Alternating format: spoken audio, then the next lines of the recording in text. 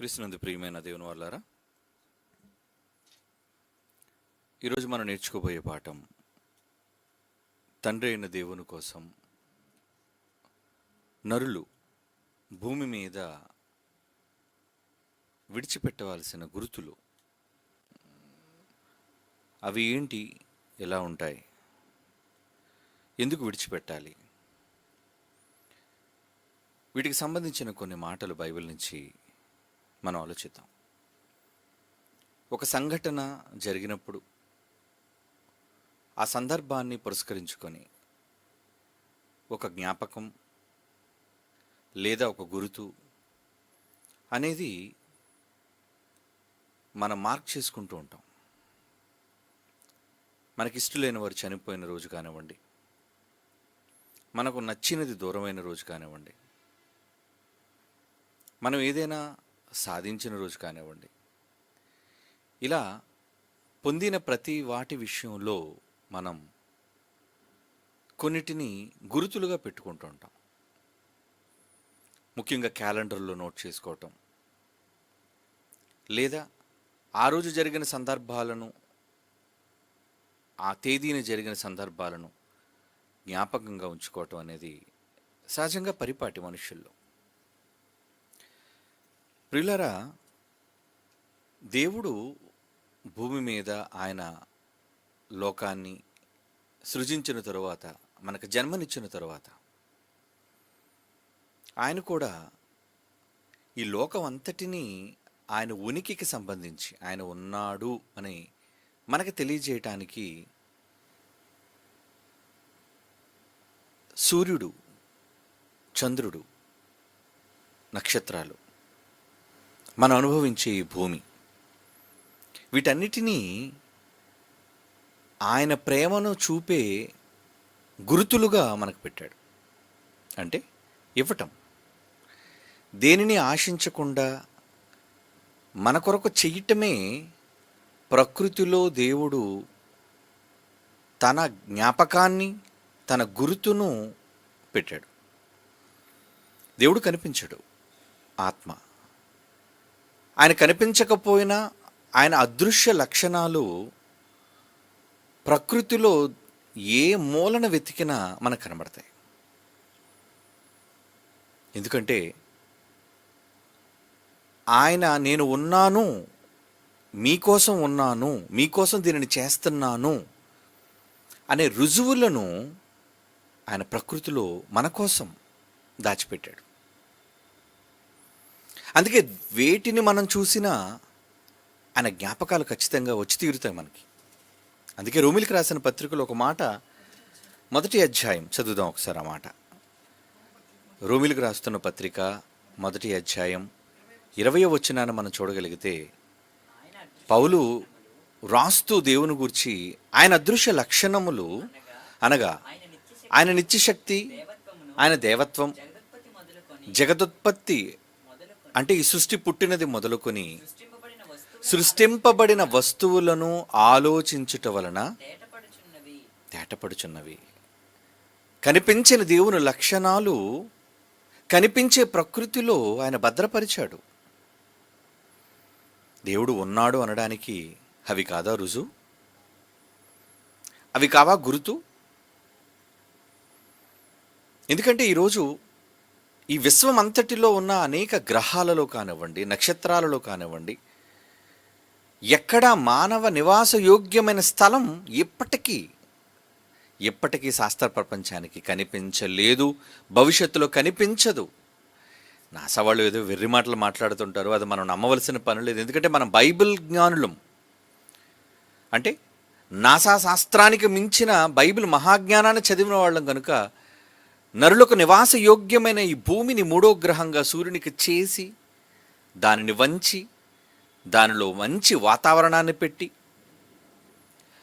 మనుషుల జీవనానికి, జీవరాశుల జీవనానికి అనుకూలమైన పరిస్థితులు కేవలం భూమి మీద మాత్రమే ఉన్నాయని మనం ప్రత్యక్షంగా చూస్తూ అనుభవిస్తూ ఉన్నాం.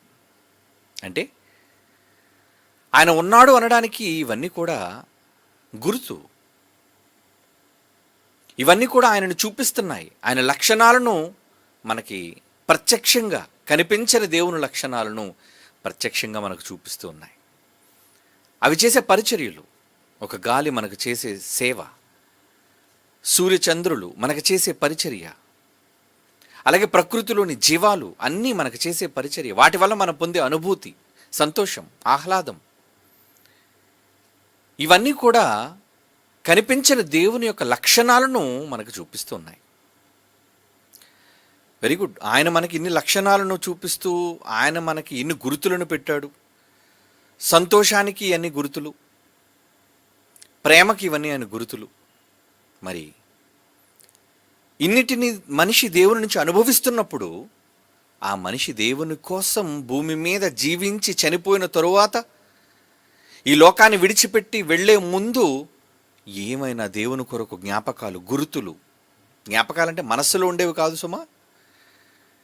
ఏమిటి, కొందరు నా మనస్సులో ఉన్నారండి గుర్తుగా అని చెబుతారు. ఓకే, మనసులో ఉండొచ్చు, కానీ అది నీకు మాత్రమే తెలుసు. మరికొంతమంది ప్రపంచానికే చూపిస్తారు నేను నిన్ను మర్చిపోలేదు అని. అందులో షాజహాన్ మనకు తెలుసు. ఏమండి, కట్టిన ఒక నిర్మాణం, తన భార్యను ముంతాజ్ను ప్రేమించి ఆయన నిర్మించిన ఆ తెల్లటి పాలరాయితో కట్టడం తాజ్మహల్. యావత్తు ప్రపంచం చూసింది ఆయన ఎంత జ్ఞాపకం ఉంచుకున్నాడో, తన భార్యను ఎంతగా ప్రేమించాడో.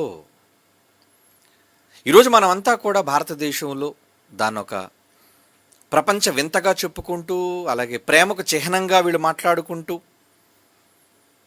అంటే అంతగా అది గుర్తుగా మారింది అంటే తనలోనున్న ప్రేమను సమాజానికి ఒక కట్టడంగా, ఒక నిర్మాణంగా, క్రియలలో చేసి చూపించాడు.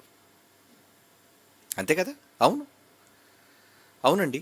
మనుషులు చనిపోయినా, మనుషులు వెళ్ళిపోయారు, తరాలు వెళ్ళిపోయాయి, కానీ చరిత్రలో కొంతమంది కొన్ని నిర్మాణాలను చేపట్టారండి.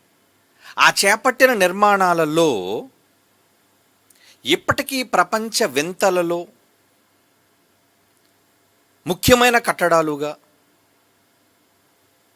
అవి నిర్ధారించబడి, గుర్తించబడి, సందర్శకుల చేత అవి దర్శించబడి యావత్తు ప్రపంచం వాటి వైపు చూడగలుగుతుంది అంటే అలా నిర్మించటంలో వాళ్ళకున్న తపన, అలా నిర్మించటంలో వాళ్ళకున్న ఆసక్తి, అంటే తమ మనస్సులో ఉన్నది, తమ మదిలో ఉన్నది వాళ్ళు క్రియల రూపంలో చూపించాలి అనుకున్నారు.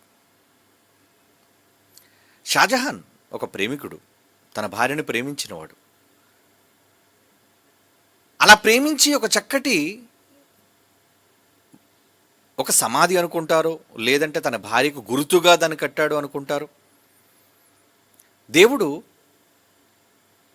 మనిషి తప్పు చేసినప్పుడు నోవహు కాలంలో ఆయన కూడా తన ధనుస్సును ఆకాశంలో పెట్టాడు.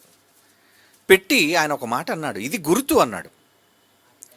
దేనికి గుర్తు? ఆదికాండం చూద్దాం ఒకసారి ఆ మాట. ఆదికాండం 9వ అధ్యాయం 13వ వచనం. ఆదికాండం 9వ అధ్యాయం 12వ వచనం కూడా చదువుతాడు. 12, 13 వచనాలు. ఏమండి, దేవుడు ఏమంటున్నాడు?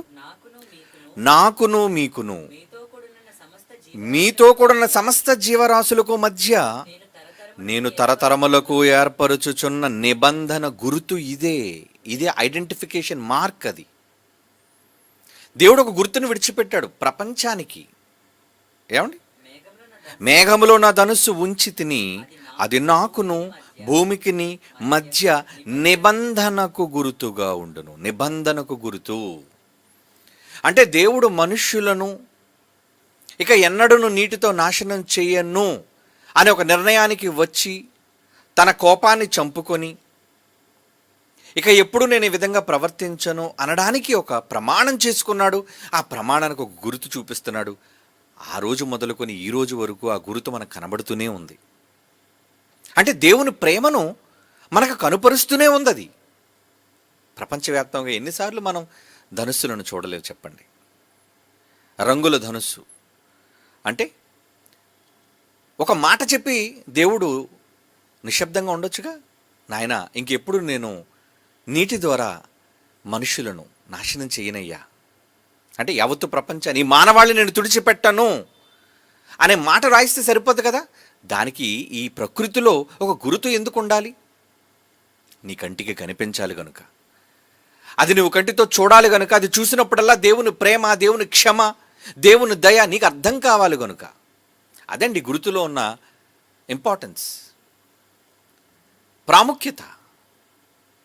ఒక వ్యక్తి తన ప్రేమను చూపించుకోవడానికి ఒక గురుతును స్థాపించినప్పుడు దేవుడు కూడా ఈ విశ్వంలో, ఈ భూమికి దగ్గరగా మేఘములో తన ధనుస్సును ఉంచి తన ప్రేమను చాటుకున్నాడండి, చూపిస్తున్నాడండి, తన నిబంధనను చూపించుకుంటున్నాడండి. ఇక ఎప్పుడు నేను ఎలా ప్రవర్తించను, నా కోపాన్ని నేను చంపుకుంటున్నాను అని చెప్పి ఒక చక్కటి గుర్తును ఆయన మనుషులకు చూపిస్తున్నాడు.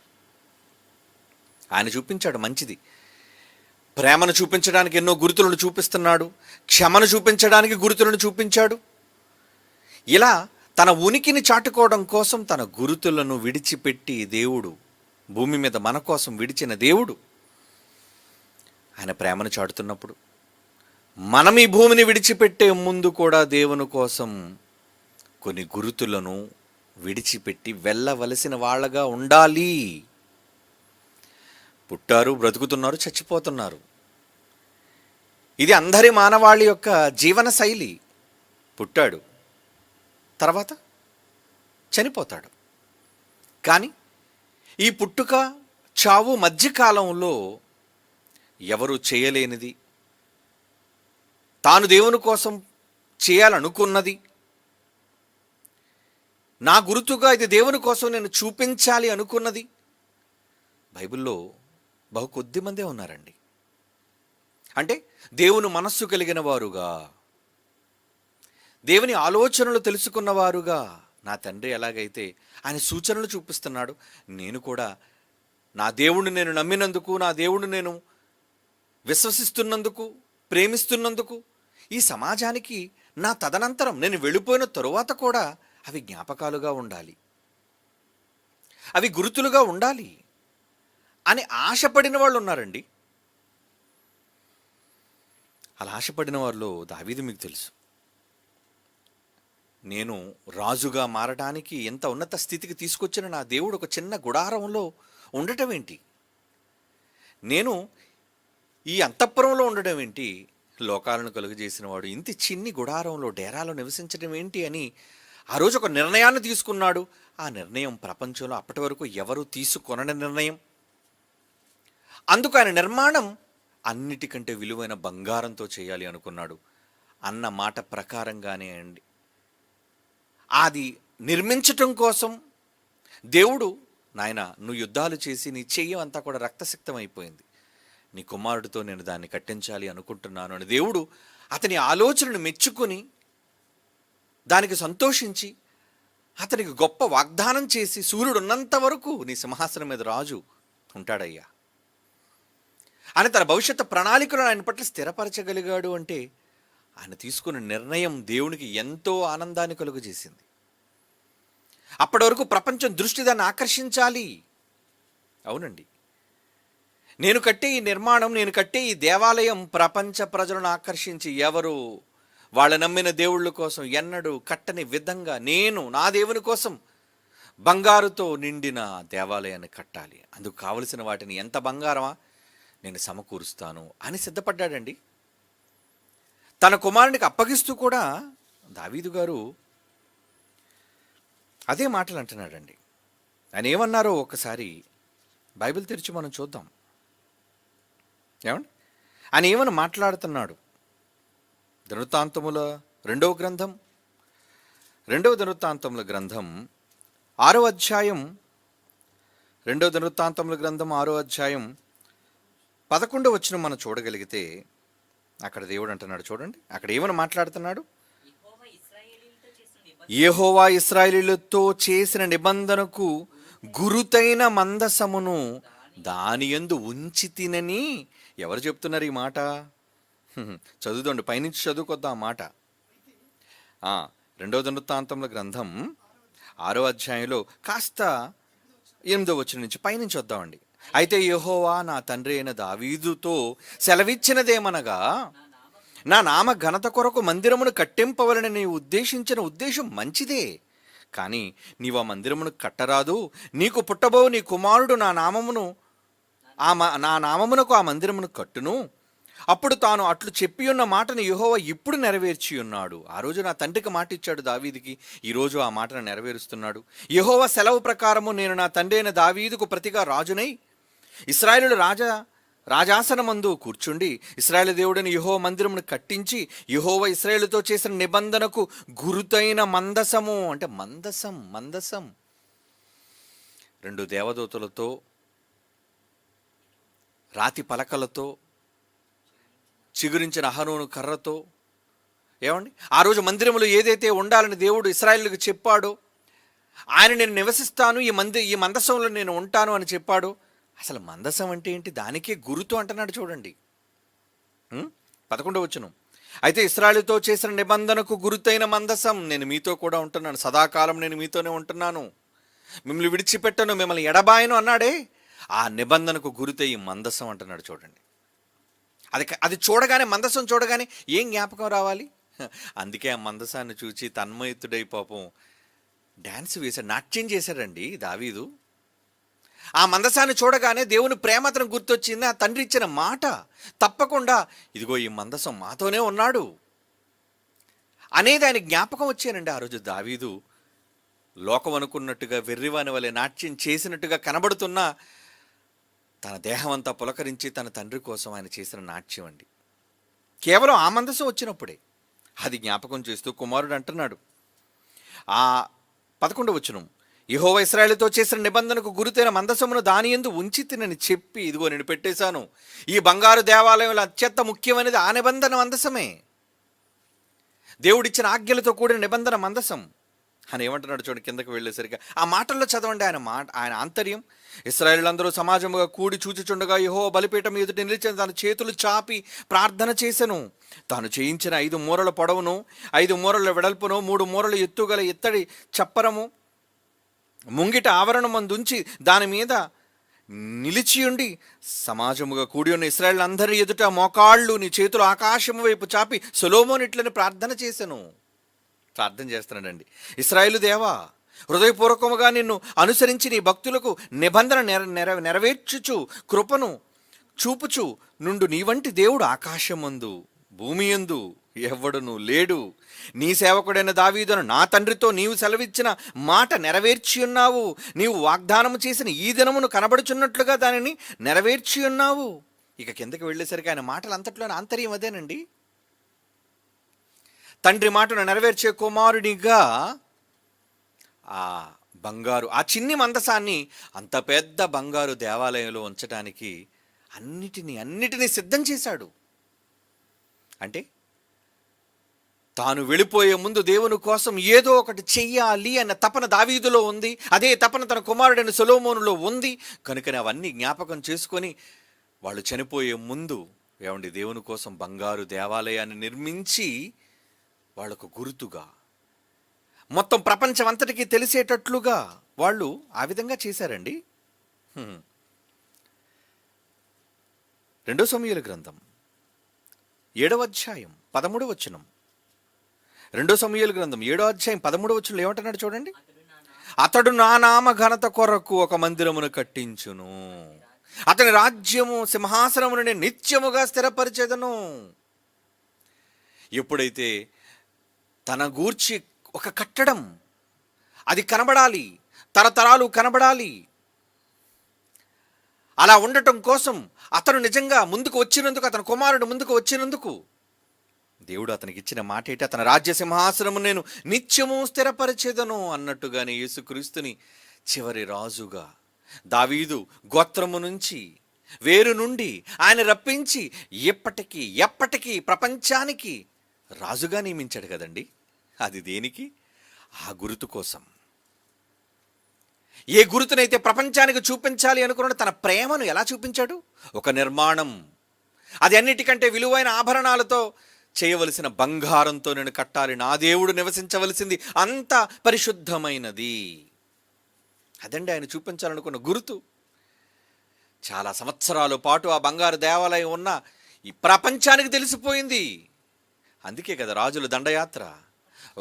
ఏమంటే ప్రపంచ చక్రవర్తులు ఎందుకు దాని మీద దండయాత్రకు వచ్చారు చెప్పండి? దానిలో ఎన్ని ఎన్ని ఆభరణాలు ఉన్నాయి, దానిలో ఎంత బంగారం ఉంది, దాన్ని కొల్లగొట్టడానికేనండి మొత్తం. ఒకనాడు మన భారతదేశం ఎలాగైతే వజ్రాలతో వైఢూర్యాలతో ఏమండి ఎన్నో సిరి సంపదలతో తొలతూగుతున్నప్పుడు, అప్పుడు కదా డచ్ వాళ్ళు, ఫ్రెంచ్ వాళ్ళు, బ్రిటిష్ వాళ్ళు వీళ్ళందరూ ఎందుకు మన భారతదేశం, మొఘలులు కానీ వీళ్ళందరూ ఎందుకు దాడి చేశారు, భారతదేశం మీదకి ఎందుకు వచ్చారు? మన దేశంలో ఉన్న సంపద, మన దేశానికి ఉన్న ఘనత. లేదంటే వాళ్ళు మన దేశానికి ఎందుకు వస్తారు? మన బంగ్లాదేశ్ మీదకి వెళ్తామేంటి? ఎందుకంటే అది ఇప్పటికే పేద దేశం, అందులో ఏమీ లేని దేశం. కనుక ఆ రోజు రాజులు దండయాత్ర చేసి మన దేశానికి వచ్చారంటే ఆ దేశంలో ఉన్న ప్రాముఖ్యత, వైభవం. అలాగే దేవుని కోసం గుర్తుగా బంగారు దేవాలయాన్ని నిర్మించిన తండ్రి కుమారులు దావీదు, సొలొమోను వాళ్ళిద్దరూ చేసిన దానిని కొల్లగొట్టడానికి రాజులు బయలుదేరారు. దాన్ని కొల్లగొట్టారు, నాశనం చేశారు. అది నాశనం చేసిన మరలా ఆ గుర్తును మరలా ప్రపంచంలో నిలబెట్టడం కోసం ఎందరో మొదటిసారి దేవాలయ నిర్మాణం, రెండోసారి దేవాలయ నిర్మాణం వాళ్ళు చేయడానికి పూనుకున్నారు. అందులో ఆ దేవాలయ నిర్మాణం కోసం వచ్చిన ఒక వ్యక్తి కోసం దేవుడు ఏమంటున్నాడో చూడండి. ఆ దేవాలయాన్ని కూల్చినప్పుడు ఆ దేవాలయాన్ని తిరిగి కట్టించడం కోసం దేవుడు ఒక వ్యక్తిని ఎన్నుకున్నాడట. ఆ వ్యక్తిని గురించి ఏమంటున్నాడో చూడండి. హగ్గయి 2వ అధ్యాయం, హగ్గయి గ్రంథం 2వ అధ్యాయం 23వ వచనం. హగ్గయి గ్రంథం 2వ అధ్యాయం 23వ వచనం. నా సేవకుడైన షయల్తీయేలు కుమారుడైన జెరుబ్బాబేలు, నేను నిన్ను ఏర్పరచుకొని ఉన్నాను కనుక ఆ దినమున నేను నిన్ను తీసుకుని ముద్ర ఉంగరముగా చేతును. ఇది సైన్యములకు అధిపతిగా యెహోవా వాక్కు. ఏమంటే ముద్ర ఉంగరంగా చేస్తారట ఆయన్ని. అంటే జెరుబ్బాబేలునే ఉంగరం, ఆ ఉంగరంలో ముద్ర. ఏమిటో ఒకప్పుడు రాజులు ముద్ర వేయాలంటే రాజముద్ర అనేవాళ్ళు. వాళ్ళ చేతికున్న ఉంగరానికే ఉండేదండి రాజముద్ర, ముద్రిక. అది ఎప్పుడైతే ఆ ముద్రిక పడిందో అప్పుడు దానిని అంగీకరించేవారు, ఇది ఫలానా రాజు యొక్క ముద్ర అని. అలా అండి జెరుబ్బాబేలుని ఎలా చేశాడటంటే జెరుబ్బాబేలుని చేస్తాడు, అంతేకాదు అది చేతికి ఉంగరం పెట్టాడని కాదు. అక్కడ దేవుని మాటలు చూడండి. అక్కడ ఏమంటున్నాడు? నా సేవకుడైన షయల్తీయేలు కుమారుడైన జెరుబ్బాబేలు, నేను నిన్ను ఏర్పరచుకొని ఉన్నాను. ఎందుకు నేను ఏర్పరచుకున్నాను తెలుసా? నీవు సమాజంలో ఒక గుర్తుగా ఆనాడు నీ పితరులు ఏర్పాటు చేసిన ఆ బంగారు దేవాలయాన్ని తిరిగి నిర్మించటం కోసం నువ్వు సిద్ధపడ్డావయ్యా జెరుబ్బాబేలు. అందుకు ఆ దినమున నేను నిన్ను తీసుకుని ముద్ర ఉంగరముగా చేతును. నిన్నే ఒక ఉంగరంగా, ముద్రతో కూడిన ఉంగరంగా, రాజముద్రికగా నేను నిన్ను మారుస్తాను అంటున్నాడు. చూడండి, కేవలం ఆ గుర్తును కాపాడుతానన్నందుకు, ఆ గుర్తును తిరిగి సమాజానికి చూపిస్తాను అని శపథం పూనినందుకు జెరుబ్బాబేలు. అంటే నిజంగా భూమి మీద భక్తులైన వారు తాము భూమిని విడిచిపెట్టే ముందు వారు దేవుని కొరకు వాళ్ళు సాధించినవి, చేసినవి ముద్రలుగా, గురుతులుగా వాళ్ళు విడిచిపెట్టాలి అనుకున్నారండి. కారణం, ఆ గురుతులలో దేవుడు కనబడాలి, ఆ ముద్రలలో దేవుడు కనబడాలి. అవునండి, వాళ్ళు ఆ విధంగా ఆశపడ్డారండి. అందుకు కొంతమంది చేసిన పనులేంటో మనం ఒకసారి చూద్దాం. మొదటి సమూయేలు గ్రంథం 14వ అధ్యాయం 35. మొదటి సమూయేలు గ్రంథం 14వ అధ్యాయం 35. మరియు సౌలు యెహోవాకు ఒక బలిపీఠము కట్టించెను. యెహోవాకు అతడు కట్టించిన మొదటి బలిపీఠం ఇదే. యెహోవాకు ఇష్టమైన దహన బలులు అర్పించడానికి ఒక పెద్ద బలిపీఠాన్ని కట్టించాడటండి. ఎవరు? సౌలు రాజు. ఇంకా ముందుకు వెళితే అబ్రహాము కాలం మొదలుకొని వాళ్ళు ఏం చేశారో చూడండి. ఆదికాండం 12వ అధ్యాయం 7వ వచనం. ఆదికాండం 12వ అధ్యాయం 7వ వచనం. యెహోవా అబ్రహామునకు ప్రత్యక్షమైన ఈ సంతానమునకును ఈ దేశం ఇచ్చేదనని చెప్పగా అతడు తనకు ప్రత్యక్షమైన యెహోవాకు ఒక బలిపీఠము కట్టెను. దేవుడిచ్చిన మాట కోసం ఒక చక్కటి బలిపీఠాన్ని కట్టి దాని మీద దహన బలులు దేవుని కోసం అర్పించాడటండి. అలాగే అతను కుమారుడైన ఇస్సాకు కానివ్వండి, యాకోబు కానివ్వండి, వాళ్ళు కూడా కట్టించారండి. అవన్నీ మనకు తెలుసు, చదువుకున్నాం. ఒకసారి చూద్దాం ఆ మాటలు కూడా. ఆదికాండం 12వ అధ్యాయం, ఆదికాండం 12వ అధ్యాయం 8వ వచనం కూడా ఒకసారి చదువుతామండి. అతడు అక్కడి నుండి బయలుదేరి బేతేలుకు తూర్పునున్న కొండకు చేరి పడమట బేతేలునకు తూర్పునున్న హాయికి మధ్య గుడారం వేసి అక్కడ యెహోవాకు బలిపీఠము కట్టెను. అంటే వాళ్ళు వెళ్ళిపోయే ముందు యెహోవా కోసం నియమించిన గురుతులవన్నీ, వాళ్ళు ఏర్పాటు చేసిన గురుతులండి. ఇంకా ఆదికాండం 26వ అధ్యాయం, ఆదికాండం 26వ అధ్యాయం 25వ వచనం, అతడు ఒక బలిపీఠము కట్టించి యెహోవా నామమున ప్రార్థన చేసి అక్కడ తన గుడారము వేసెను. అప్పుడు ఇస్సాకు దాసులు అక్కడ బావిని త్రవ్విరి. ఏమండి? అలాగే ఆదికాండం 33:20 చూడండి. ఆదికాండం 33:20, అక్కడ ఒక బలిపీఠము కట్టించి దానికి ఏలేలో హే ఇశ్రాయేలు అని పేరు పెట్టెను. అంటే వాళ్ళు ఎందుకు బలిపీఠాలు కట్టించారు అంటే, తాము నమ్మిన దేవుని ఈ సమాజానికి, భావి తరాల వాళ్ళకి, భవిష్యత్తు తరాల వాళ్ళకి చూపించడానికి ఒక గుర్తును విడిచిపెట్టి వెళ్ళారు. యెహోషువ యొర్దాను నది దాటాడు. అలా దాటక ముందు వాళ్ళు ఏం చేశారో చూడండి. యొర్దాను నది దాటక ముందు యెహోషువ గ్రంథం 8వ అధ్యాయం 31, యెహోషువ గ్రంథం ముందు 4వ అధ్యాయం 7వ వచనం చదువుదామండి, తర్వాత ఆ మాట చదువుతాం. ఏమండి? యెహోషువ గ్రంథం 4వ అధ్యాయం 7వ వచనం, అది యొర్దానును దాటుచుండగా యొర్దాను నీళ్లు ఆపబడిన గనుక ఈ రాళ్ళు చిరకాలం వరకు ఇశ్రాయేలుకు జ్ఞాపకార్థముగా ఉండునని వారితో చెప్పవలను, ఇది మీకు ఆనవాలయ్యుండును. ఒక గుర్తును కేటాయిస్తున్నారు చూడండి. తమ దేవుని కూర్చి వాళ్ళు విడిచిపెట్టిన గుర్తులు, తమ దేవుణ్ణి భవిష్యత్తు తరాల వారికి చూపించడానికి వాళ్ళు విడిచిపెట్టిన గుర్తులండి. ఇప్పుడు మరలా ఈ మాట చదువుతాం. యెహోషువ గ్రంథం 8వ అధ్యాయం 31వ వచనం, యెహోవా సేవకుడైన మోషే ఇశ్రాయేలుకు ఆజ్ఞాపించినట్లుగా యెహోషువ ఇశ్రాయేలుకు దేవుడైన యెహోవా నామమున బలిపీఠమును ఇనుప పనిముట్లు తగిలింపని కారు రాళ్లతో ఏబాలు కొండ మీద కట్టించెను. దాని మీద వారు యెహోవాకు దహన బలులు సమాధాన బలులు అర్పించిరి. ఎక్కడ ఎత్తైన ప్రాంతాలలో వాళ్ళు చేశారండి. వాళ్ళ గుర్తులు విడిచిపెట్టారండి. కేవలం ఎవరి కోసం? రాబోయే తరాల వాళ్ళు, వీళ్ళు దేవుని కోసం ఇది చేశారు, ఇటువంటి కార్యక్రమాలు వాళ్ళు చేపట్టారు అని వాళ్ళకి సమాజానికి చూపించటం కోసం వారు దేవుని కోసం విడిచిపెట్టిన గుర్తులు భూమి మీద. మరి ఈరోజు మనం ఈ కాలంలో మనం ఎలాంటి గుర్తులను చూపించగలుగుతున్నాం చెప్పండి? మనం భూమి మీద బ్రతికి చిన్న ఆయుష్కాలంలో మన శ్వాస ఆగిపోయే లోపు మన భవిష్యత్తు తరాల వాళ్ళ కోసం ఏమైనా నిర్మాణాలు చేపట్టగలుగుతున్నామా? ఏమైనా స్థిరమైనవి చూపించగలుగుతున్నామా ఈ సమాజానికి?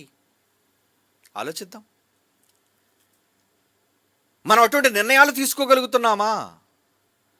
నా మనస్సులో దేవుడున్నాడు, నా క్రియల్లో దేవుడున్నాడు, నా కుటుంబంలో భక్తి ఉంది, నాకు ప్రార్థనా జీవితం ఉందని తన మట్టుకు తాను సరిపెట్టుకొని బ్రతికి చనిపోతున్నాడు ఈరోజు మనిషి. కానీ దేవుడు తాను చేసిన ఉత్తమమైన క్రియలన్నిటిలో గుర్తులను ఏర్పాటు చేసి మనుషులకు ఇచ్చినట్లుగా మనుషులు తమ జీవితకాలంలో దేవుడు కోసం చేసిన వాటిలో ఎందుకు గుర్తులుగా వాళ్ళు చూపించలేకపోతున్నారు? మనం ఎందుకు గుర్తులను ఈ సమాజానికి చూపించలేకపోతున్నాం?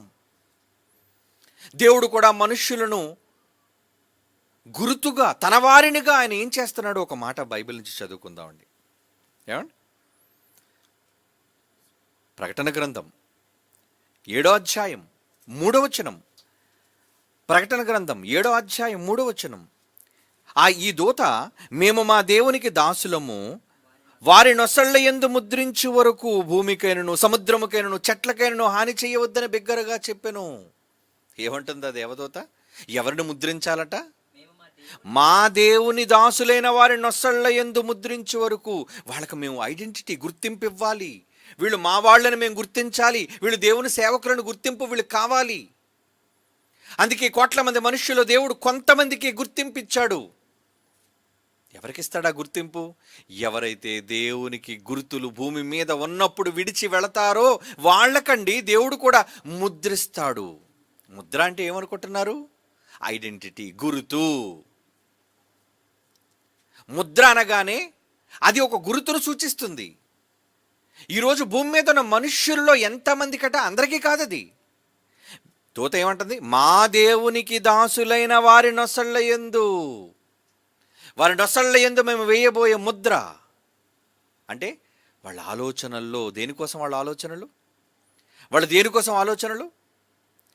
దేవుని కోసం ఏం చేయాలి, దేవుని కోసం భవిష్యత్తులో ఎటువంటి కార్యక్రమాలను నిర్వహించాలి, దేవుని ఈ భూమి మీద స్థిరపరచడం కోసం ఎటువంటి నిర్ణయాలు తీసుకోవాలి అన్న ఆలోచనలు వాళ్ళకు ఉండబట్టే నేను నా కుటుంబ భక్తిగా ఉండి చనిపోతే చాలు అని అనుకోకుండా భవిష్యత్తు తరాల వాళ్ళకి ఏదో ఒకటి గుర్తుగా విడిచిపెట్టి వెళ్ళాలి అన్న ఆలోచనతో ఎవరైతే ఉంటారో వాళ్ళ నొసళ్ళ యందు ముద్ర పడుతుంది.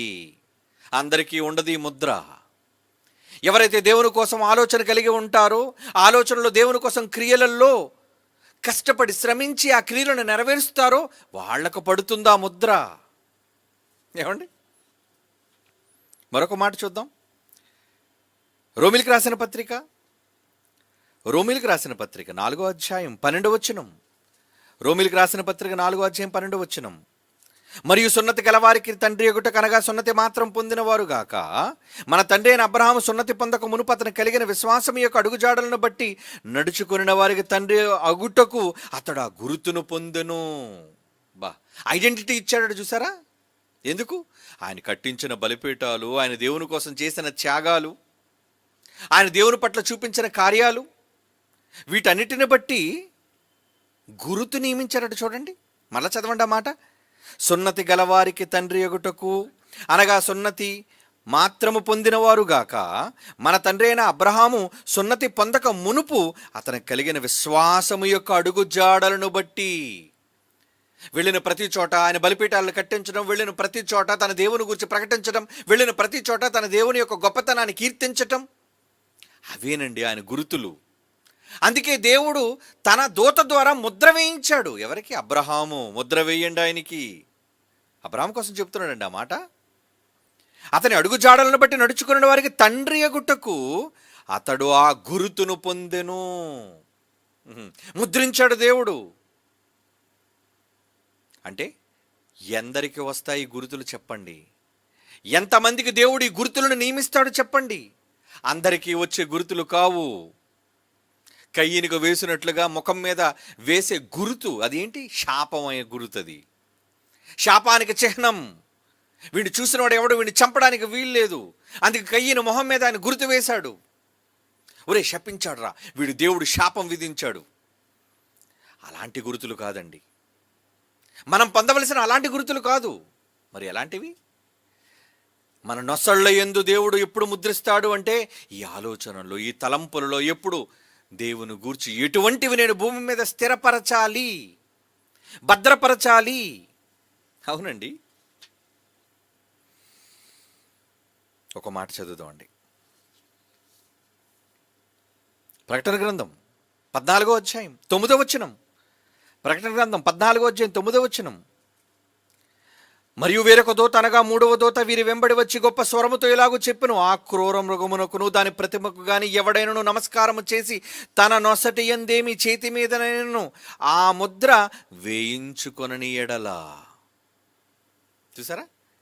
అంటే క్రూర మృగం ముద్ర ఉండకూడదు మరలా. అంటే ఈరోజు మనుష్యులు వేయించుకున్న ముద్రలు క్రూర మృగము కూడా ముద్ర వేస్తుంది. ఏమని? ఏం సాధించాలి, ఏం కట్టాలి, ఏమి సంపాదించాలి. ఏమండి, మీ నాన్న వెళ్ళిపోతూ, మా నాన్న చాలా గొప్పవాడండి, వెళ్ళిపోతూ మాకు ఈ గొప్ప ఇంటిని కట్టించాడండి, మా అందరికి ఇల్లు కట్టాడండి. అదా గుర్తు? చనిపోయిన వాళ్ళకి ప్రతీకగా చూపించేవేంటి? మా నాన్న ఈ బండి కొన్నాడండి, మా నాన్న ఈ ఇల్లు కట్టించాడండి, మా నాన్న ఈ పొలం కొన్నాడండి. ఇవా మీరు లోకానికి విడిచిపెట్టి వెళ్ళే గురుతులు? అది మీ కుటుంబానికి, మీ రక్త సంబంధికులకు. అంటే మీకు సాతాను యొక్క ముద్ర మీ చేతుల మీద, మీ నొసటి మీద పడింది. అంటే మీ కష్టాన్ని, మీ శ్రమను దేనికి గుర్తులుగా మీరు నియమించారు? దేనికి వాడేశారు? మీ జీవితకాలం అంతా కూడా ఇల్లు కట్టడం కోసం, మీ జీవితకాలం అంతా ఆస్తులు సంపాదించడం కోసం, మీ జీవితకాలం అంతా బంగారాలను ఏమండి మణులుగా సాధించడం కోసం. అందుక పోతే పోయాడు కానండి పెద్ద ఆయన మా నాన్నగారు నాకు మాత్రం బాగా సంపాదించి పెట్టారు. ఈరోజు తల్లిదండ్రులైన వాళ్ళు కూడా అందరూ ఆశిస్తుంది ఏంటి? తమ పిల్లలకు ఏదో విడిచిపెట్టి వెళ్ళాలి. మా నాన్న మమ్మల్ని అనాథులుగా విడిచిపెట్టాడు అని మేము అనుకోకూడదు. తర్వాత నేను చనిపోయిన తరువాత ఎప్పుడైనా ఒకళ్ళ ప్రాణాపాయం వస్తే ప్రతి తండ్రి ప్రతి తల్లి తమ పిల్లల కోసం ఆలోచించేది అదే, నేను వెళ్ళిపోయిన తర్వాత నా పిల్లలు అనాథలైపోతారేమో కనుక నేను వెళ్ళిపోక ముందే వాళ్ళ కోసం ఏదో చెయ్యాలి. ఏమండి, ఏదో చెయ్యాలి అని ఏం చేస్తున్నారు? సంపాదన, గృహ నిర్మాణం. ఏమండి, ఇలా వాళ్ళు సమకూరుస్తున్నవన్నీ ఎవరి కోసం? వాళ్ళ కుటుంబాల కోసం, వాళ్ళ పిల్లల కోసం. అపవాది సాతాను ముద్ర వేశాడు మీకు. మీరు విడిచిపెట్టవలసిన ముద్రలు, గుర్తులు ఇవి కాదు. దేవుడు అంటాడు, నా కోసం నువ్వేం చేశావు? నీకు ఇచ్చిన ఆయుష్కాలంలో నువ్వు ఎవరి కోసం విడిచిపెట్టావు? నువ్వు ఎవరి కోసం శ్రమించావు? నన్ను విడిచిపెట్టావు, నా సన్నిధిని విడిచిపెట్టావు, నన్ను మరిచిపోయావు, నీ కుటుంబం అనుకున్నావు, వారి కోసమే సమస్తం చేశావు. కొంతమంది చూడండి, ఒక నిర్మాణాన్ని చేపట్టారంటే నిర్మాణం అయినంత వరకు ఆ బయటే పడుకుంటారండి. అది పూర్తి చేయాలి, అది ఎలాగైనా నేను సాధించి దాన్ని నిర్మించి నా పిల్లల చేతిలో పెట్టి నేను చావాలి. సహజంగా వృద్ధులైన వాళ్ళని మాటలు ఇవ్వేనండి. మీరు అలాంటివి సాధించి గురుతులుగా ఈ లోకంలో ఎందరో ఎన్నో గురుతులు విడిచిపెట్టి వెళ్ళిపోయారు. ఏమండి, షాజహాన్ వెళ్ళిపోయాడు. ఇంకా కట్టించిన వాళ్ళు తమ ప్రియుల కోసం, ప్రియురాళ్ళ కోసం, కుటుంబాల కోసం, పిల్లల కోసం కట్టించిన నిర్మాణాలుగా ఉన్నాయి. కానీ వాళ్ళు లేరు. వాళ్ళు కట్టుకున్న భవంతులు, వాళ్ళు కట్టుకున్న పెద్ద పెద్ద కోటలు, అవన్నీ కోటలుగా ఉన్నాయి, కొన్ని రాళ్లగా మారిపోయి, కుప్పలుగా మారిపోయి. కానీ వాళ్ళు బ్రతికిన కాలం అంతా కూడా భూమి మీద తమ ప్రేమను, పిల్లల మీద ప్రేమను చూపించడానికో, భార్య మీద ప్రేమను చూపించడం కోసమో, రక్త సంబంధుల కోసం ప్రేమను చూపించడం కోసమో వీటన్నిటినీ గురుతులుగా విడిచిపెట్టి వెళ్ళిపోయారు వాళ్ళంతా. కానీ దేవుని కోసం వెళ్ళిపోయే ముందు, దేవుని కోసం ఇది నేను గుర్తుగా విడిచిపెట్టి వెళ్ళాను అని మీరు చెప్పుకోవడానికి ఏం సాధించగలుగుతున్నారు చెప్పండి? ఏమండి, పౌలు అంటున్నాడు, నేను కట్టడానికైతే ఏమీ నా దగ్గర లేవు, కానీ నా శరీరం అంతా క్రీస్తు యొక్క ముద్రలు, గురుతులు ఉన్నాయి. ఇది చాలదా నాకు? నా వంటి మీద తగిలే గాయాలు, నేను పొందిన దెబ్బలు, నేను పడిన కష్టాలు, ఇవి నాకు గుర్తు చాలు. ఇవి చూసినప్పుడల్లా ఈ గుర్తులలో దేవుడు కూడా కనబడేదేంటి? నా కుమారుడు ఈ గుర్తులు, వాడు ఒంటి నిండా ఈ గాయాలేంటి, ఈ మచ్చలేంటి? రాళ్లతో కొట్టినప్పుడు తగిలిన దెబ్బలయ్యా మచ్చలవి. ఒకటి తక్కువ 40 దెబ్బలు ముమ్మారు తిన్నప్పుడు తగిలిన దెబ్బలయ్యా, ఇవన్నీ మచ్చలయ్యా వాటివి, అవి గుర్తులు. అంటే దేవుని కోసం, ఆయన సేవలో, ఆయన పనిలో, దేవుని కీర్తించటంలో, ఘనపరచటంలో ఆయన సంపాదించినవన్నీ గురుతులు. అంటే మీరు ఎటువంటిది గురుతు మీరు దేవుని కోసం సాధించాలి అనుకుంటున్నారు? ఆయనకున్నాయి గుర్తులు.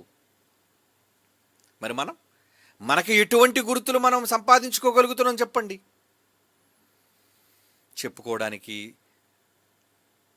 చూపించుకోవడానికి ఆస్తులు, నిర్మాణాలు, సంపదలు, ఇవి అనుకుంటున్నాం. కానీ వాటి వల్ల మీకు ఏ ప్రయోజనము లేదు. దేవుడు మీ నొసటి ఎందైనను మీరు తన దాసులుగా అని మీకు ముద్ర వేయడు. కారణం, అసలు మీరు దేవుని కోసం చూపించడానికి ఏం చూపించారు ఈ సమాజానికి? మీరు వెళ్ళిపోతూ ఏం విడిచిపెట్టి వెళ్ళారు మీ ముద్రగా, మీ సూచనగా? ఏమండి, బైబిల్లో మరొక మాట చదువుతామండి. యోహాను సువార్త 6వ అధ్యాయం 27వ వచనం. యోహాను సువార్త 6వ అధ్యాయం 27వ వచనం. క్షయమైన ఆహారము కొరకు కష్టపడకుడి, నశించిపోయే ఆహారం కోసం ఎందుకర్రా ప్రాకులాడుతున్నారు? భూకంపం వస్తే పెళపెళ కూలిపోయే భవనాల కోసం ఎందుకర్రా మీరు తాపత్రయపడుతున్నారు? దొంగోడు కన్నమ వేసి దొంగిలించే ఈ బంగారు మణిమాణిక్యాల కోసం ఎందుకర్రా మీరు ఆశపడుతున్నారు, తపన పడిపోతున్నారు?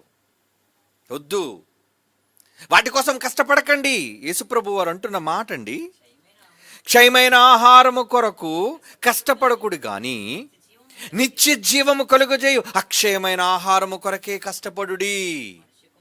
మనుష్య కుమారుడు దానిని మీకిచ్చును. ఇందుకై తండ్రి అయిన దేవుడు ఆయన మనకు ముద్ర వేసి ఉన్నాడు. అసలు మిమ్మల్ని ఎందుకు సెలెక్ట్ చేశాడు?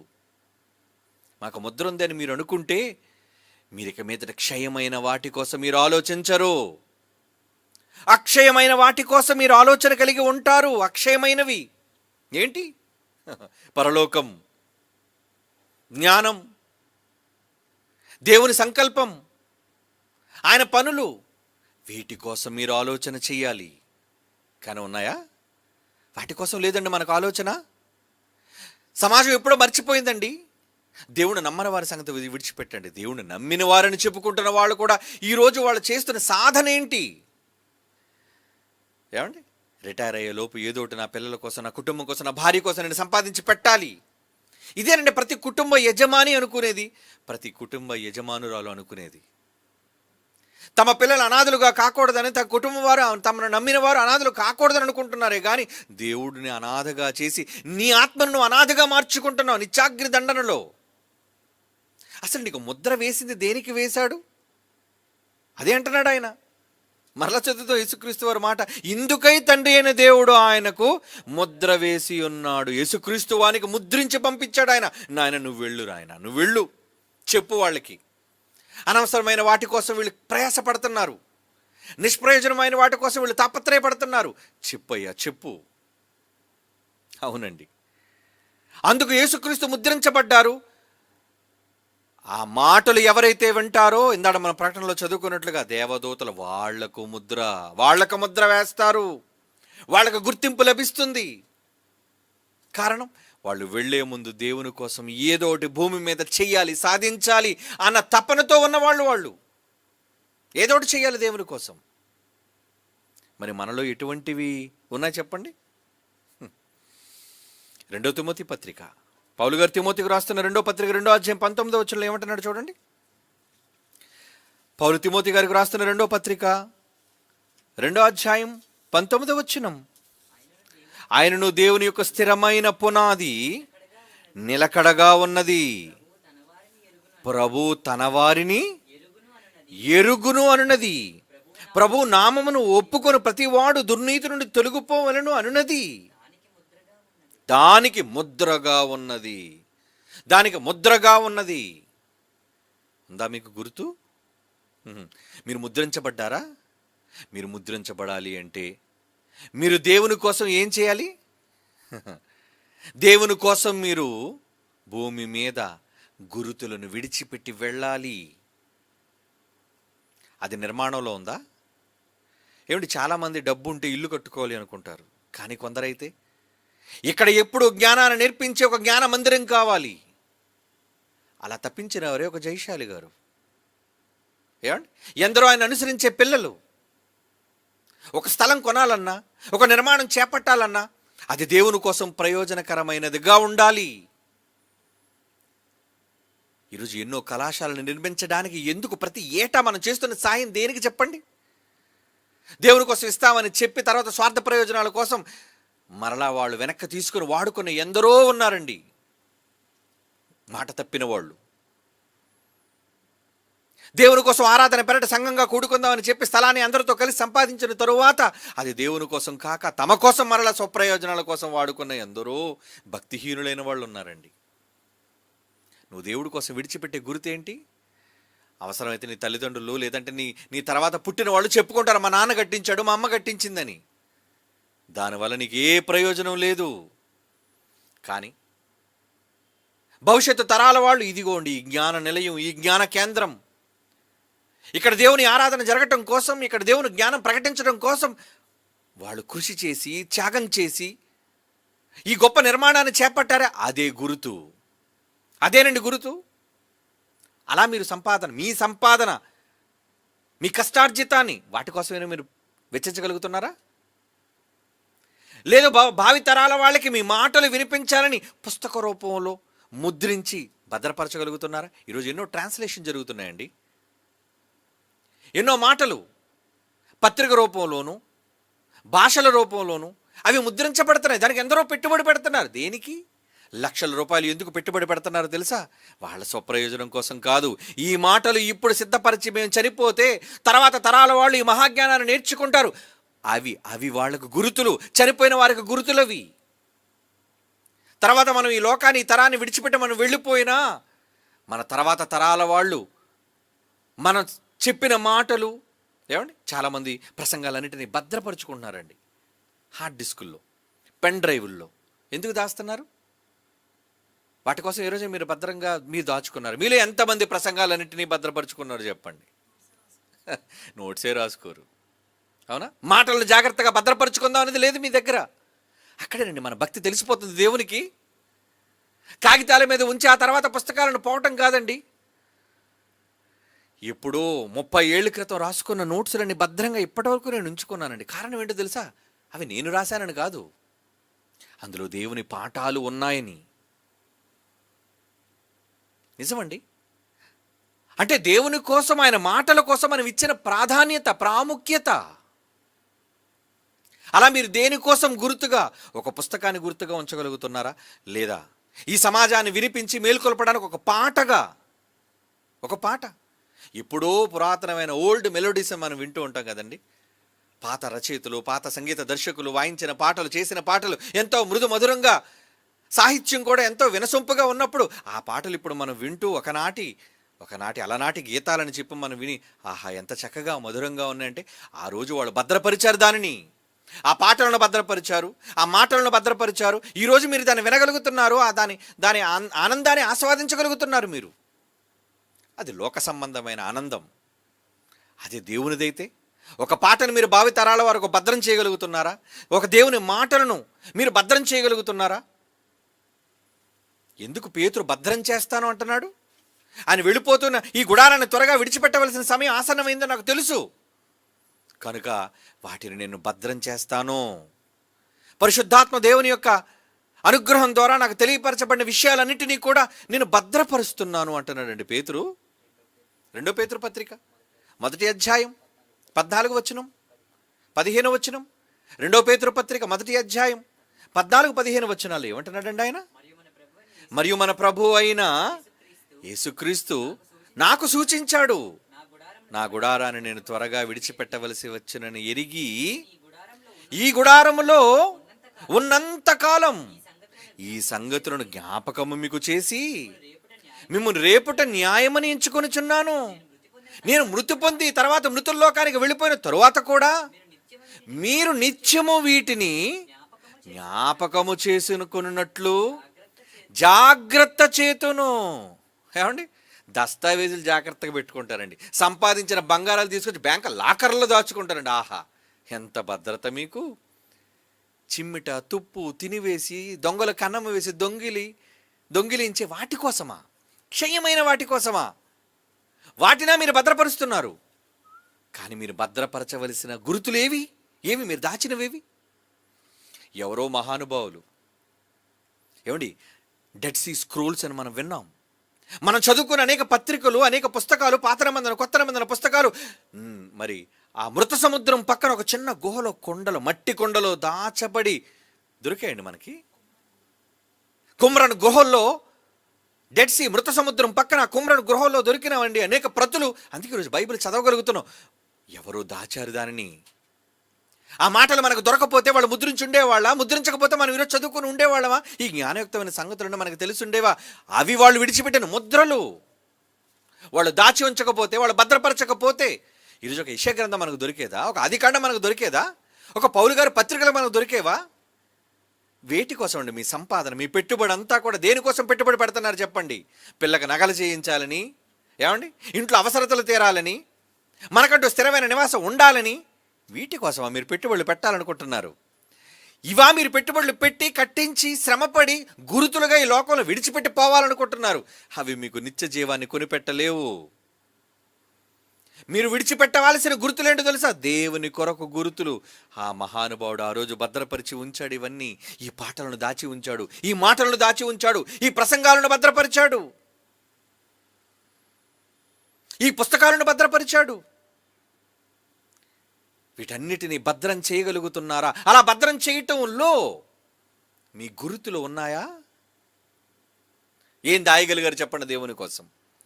మీరు వెళ్ళిపోయిన తర్వాత నేను మృతి పొందిన తరువాత అంటున్నాడు. చూడండి ఎంత మంచి మాట అది. ఇందాక పేతురు గారు అంటున్న మాట అండి. నేను మృతి పొందిన తరువాత కూడా మీరు నిత్యము నిత్యము నిత్యం అంటున్నాడు. చూడండి, ఎప్పుడు ఉండాలి నిత్యము వీటిని జ్ఞాపకము చేసుకున్నట్లు. ఇవి అవసరం. ఎవడో లంకె బిందులలోని, ఏమండి, మణిమాణిక్యాలు దాయడం గొప్ప విషయం కాదు. అప్పుడప్పుడు దొరుకుతుంటే చూసారా? గుహల్లోని, ఏమండి, దొరికే నిధులు కావవి. అవి వాడుకుంటారు, ప్రభుత్వానికి వెళ్ళిపోతాయి, ఆ తర్వాత మనుషుల చేతికి అవి తారుమారుగా మారిపోతాయి. వాళ్ళ అవసరాలకు వాడేసుకుంటారు అంతే. ఎవడో దాచిపెట్టాడు పిచ్చివాడు, ఆడు చచ్చాడు, ఆడు పోయాడు. అలాంటివా? వాటి కోసం మీరు పెట్టుబడి పెట్టాలి అనుకుంటున్నారు? సజీవమైన దేవుని మాటల కోసం మీరు పెట్టుబడి పెట్టాల్సి ఉండగా నిర్జీవమైన వాటి కోసం మీరు పెట్టుబడులు పెడుతున్నారే, అవన్నీ కూడా క్షయమైన మీ ముద్రలో, అంటే అపవాది ముద్ర వేసింది మీకు. దేవుడు మీకు ముద్ర వేసి తన దాసులుగా చేసుకోవాలనుకుని, ఏమండి, తన గుర్తును ప్రేమపూర్వకంగా మీకు చూపిస్తే మనం దేవుని కోసం చూపించే గుర్తులేంటి? నా పిల్లలకి ఇల్లు కట్టానండి, మా అమ్మాయికి ఒక 20 సవరాల బంగారం సంపాదించానండి, మా అబ్బాయికి ఇన్ని లక్షల రూపాయలు దాచిపెట్టానండి. కాదండి. వాటికన్నా గొప్పవి, వాటికన్నా మీకు ప్రయోజనకరమైనవి, మీ భవిష్యత్తులో మీకు ఉపయోగపడేవి ఇదండి. ఏంటివి? దేవుడు కోసం భూమి మీద మీరు విడిచిపెట్టే మీ విలువలు, ట్రయల్స్ అంటారు దాన్ని. మీ గుర్తులు ఏవైతే ఉన్నాయో, ఎప్పుడైనా ఎడారిలో మనం వెళుతున్నప్పుడు మనకు ముందు అడుగులు కనబడ్డాయి అనుకోండి, ఇది ఎవరి నుంచి నడిచి వెళ్ళారన్నమాట, అంటే మనుషులు ఇటు ఒక్క వెళ్ళారన్నమాట. అదే కదండి గుర్తు మనకి. అలాగే ఈ భూమిని మనం విడిచిపెట్టి వెళ్ళే ముందు కూడా దేవుని ఇష్టాన్ని భూమి మీద నెరవేర్చడం కోసం మీరు సంపాదించిన కష్టం, మీరు చెమటొచ్చి సంపాదించిన త్యాగం, దీనిని ఏం చేయాలో తెలుసా? అది ఏ రూపంలో దేవుని కోసం పెట్టుబడి పెడతారు. ఒక ఆలయాన్ని నిర్మిస్తారా? ఇప్పటికే చాలామంది ఆలయాలను నిర్మించి అందులో బోధలు తప్పుడుగా బోధించి భిన్నమైనదిగా చేసి లక్షల లక్షల ముక్కలుగా విడిపోయారండి. అలాంటి వద్దు. ఏదో చచ్చిపోతూ ఒక దేవాలయాన్ని కట్టించామండి, ఆ తర్వాత అమ్మేసుకున్నారు దాన్ని. అలాగే కదండి ఈ సిబిఎం కాంపౌండ్, అక్కడున్న విజయవాడలోను, విశాఖపట్నంలోను, ఈ ప్రాంతాల్లో, గుంటూరులోను ఆస్తులు అమ్మేసుకున్నారు. అది కాదు. ఈరోజు మన యూనివర్సిటీ ఎవరైనా ఒకళ్ళు దేవుని కోసం రాస్తే భావి తరాలలో ఎవరు ఎప్పుడు మన పిల్లల తరం కూడా దానిని మరలా తమ స్వప్రయోజనాల కోసం వాడుకోకుండా ఉండాలని ఒక నియమావళి, నిబంధన చేసుకుని, ఎందుకంటే చూసాం మనం ఈరోజు స్వార్థపరులైన ఎంతోమంది దోపిడీ విధానం దోచేసుకుంటున్నారు, వాడేసుకుంటున్నారు. వాళ్ళ కష్టార్జితంతో కొనిన దేవుని కోసం దాచిపెట్టిన వాళ్ళు స్వప్రయోజనాల కోసం వాడేసుకున్నారు. అలా మనం కాకూడదనే ఈరోజు ఎంతమంది అయితే యూనివర్సిటీకి తమ ఆస్తులను రాస్తున్నారో అవి ఎప్పటికీ ఎల్లప్పుడూ అది దేవుని కోసమే తప్ప మనుషుల్లో ఎవరికి దాని మీద అధికారం లేదు అని నియమావళి రాసుకొని దానికోసం మనం పని చేస్తున్నాం, కృషి చేస్తున్నాం. అందులో కళాశాల నిర్మాణం ఆరంభించాం. ఎందరో కళాశాల నిర్మాణాన్ని ఆరంభించారు. కళాశాలకం దేవాలయాలు కూడుకునే చోటు, సంఘం ఆరాధించే స్థలం. అంటే వాటిని చూచినప్పుడల్లా అలాంటి వాటి కోసం పెట్టుబడి పెట్టి మీ నామాన్ని చిరస్మరణీయంగా చేసుకోవాలనుకుంటున్నారా? లేదంటే మీ పిల్లల కోసం, వాళ్ళ గొప్ప కోసం, వాళ్ళ భుక్తి కోసం వీటినో సాధించి, వీటినో నిర్మించి, గురుతులుగా వాళ్ళకి విడిచిపెట్టి, ఇది మా అమ్మ గాజులు.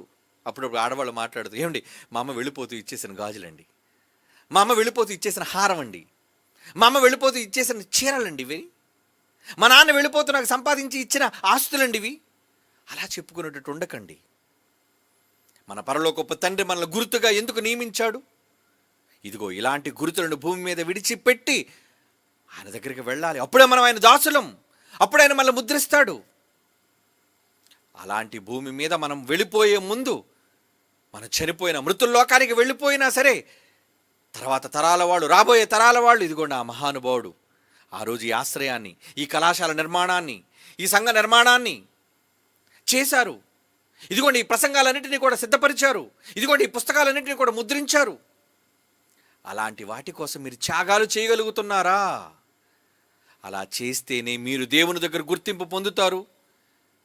మీకు దేవుడు తన గుర్తింపు, తన ముద్ర మీకు ఇస్తాడు. లేదా అపవాది ముద్ర మీ మీద ఉన్నట్టే.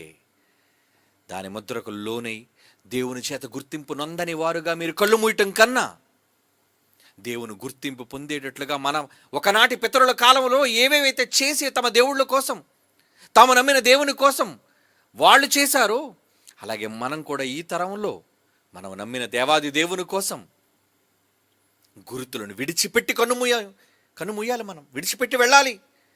అదేనండి, అదే మన జన్మ పరమార్థం. అందరిలా కన్నుమూయడానికి మీరు సిద్ధపడకండి.